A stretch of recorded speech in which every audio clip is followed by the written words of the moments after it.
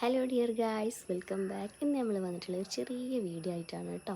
എന്താണെന്ന് വെച്ചാൽ അത് നമ്മൾ പ്രഗ്നൻ്റ് ആയിരിക്കുന്ന സമയത്ത് എല്ലാ അമ്മമാർക്കും ഒരു കാര്യത്തിൽ നമ്മൾ ഭയങ്കര ക്യൂരിയോസിറ്റി ഉണ്ടാവുമല്ലോ. ഗേൾ ബേബി ആണോ ബോയ് ബേബി ആണോ എന്നുള്ളൊരു ക്യൂരിയോസിറ്റി ഉണ്ടാവും. അപ്പോൾ എൻ്റെ കാര്യത്തിൽ ഞാൻ അനുഭവിച്ചിട്ടുള്ള ഏതാനും ചില കാര്യങ്ങൾ മാത്രമാണ് പറയുന്നത് കേട്ടോ. അതായത് നമ്മൾ പ്രഗ്നൻ്റ് ആയിരിക്കുന്ന സമയത്ത് നമ്മളുടെ വയറിൻ്റെ ഷേപ്പ് നോക്കിയിട്ട് ആളുകൾ പറയും അല്ലേ, ഉരുണ്ട ഷേപ്പാണെന്നുണ്ടെങ്കിൽ ഒരു ബോൾ പോലെയാണെന്നുണ്ടെങ്കിൽ അത് ബോയ് ആണെന്നും, ഒരു വാട്ടർമെലോണിൻ്റെ ഷേപ്പാണെന്നുണ്ടെങ്കിൽ ഗേളാണെന്നും പറയും.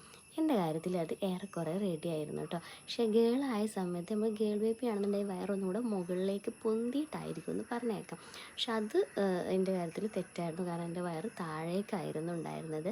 പക്ഷെ എന്നാലും ഒരു വാട്ടർമെലോണിൻ്റെ ഷേപ്പ് തന്നെയായിരുന്നു ഉണ്ടായിരുന്നത്. അതുപോലെ പറയുന്നതാണ് ഹാർട്ട് റേറ്റ് നോക്കിയിട്ട്, ബേബീൻ്റെ ഹാർട്ട് റേറ്റ് നോക്കിയിട്ട് നമ്മൾ ജെൻഡർ പ്രഡിക്ഷൻ ചെയ്യാറുണ്ടായിരുന്നു. അപ്പോൾ ചില വീഡിയോസിലൊക്കെ ഞാൻ കണ്ടിട്ടുണ്ട്, അതുപോലെ തന്നെ ഞാനും നോക്കിയിട്ടുള്ളതാണ്. അപ്പോൾ അതിൽ എൻ്റെ കാര്യത്തിൽ ഗേൾ ബേബീൻ്റെത് വന്നിട്ടുള്ളത് കറക്റ്റായിരുന്നു. 150ൻ്റെ മുകളിലായിരുന്നു എപ്പോഴും ഹാർട്ട് റേറ്റ് ഉണ്ടായിരുന്നത്. ബോയ് ബേബീൻ്റെത് 150 ഉണ്ടായിരുന്നു. എന്നാലും ചില സ്കാനിങ്ങിലൊക്കെ നമ്മൾ ചെല്ലുമ്പോൾ 150ൻ്റെ താഴേക്ക് വരാറുണ്ടായിരുന്നു. അപ്പോൾ അത് എത്രത്തോളം കറക്റ്റാണെന്ന് എനിക്കറിയില്ല. അതുപോലെ തന്നെ പ്ലാസൻ്റെ പൊസിഷൻ ആൻറ്റീരിയർ ആണെങ്കിൽ ഗേൾ ബേബിയും പോസ്റ്റീരിയർ ആണെങ്കിൽ ബോയ് ബേബിയാണെന്ന് പറയാറുള്ളത്.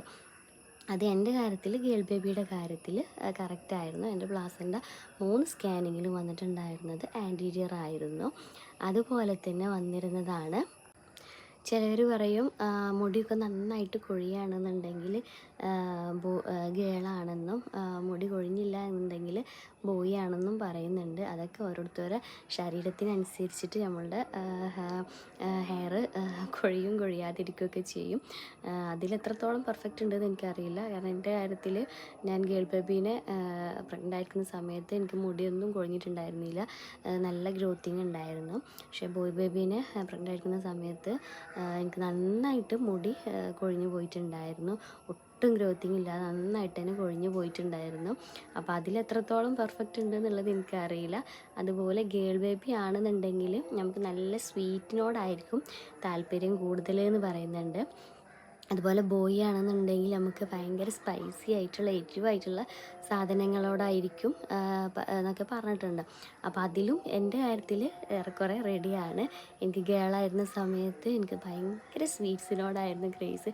പക്ഷേ എനിക്ക് ഭയങ്കര ഷുഗറായിരുന്നു, അതുകൊണ്ട് എനിക്ക് കഴിക്കാനും പറ്റിയില്ല. എന്നാലും ഞാൻ കഴിക്കുമായിരുന്നു. അപ്പോൾ നിങ്ങൾക്ക് എങ്ങനെയെന്ന് പറയണേ.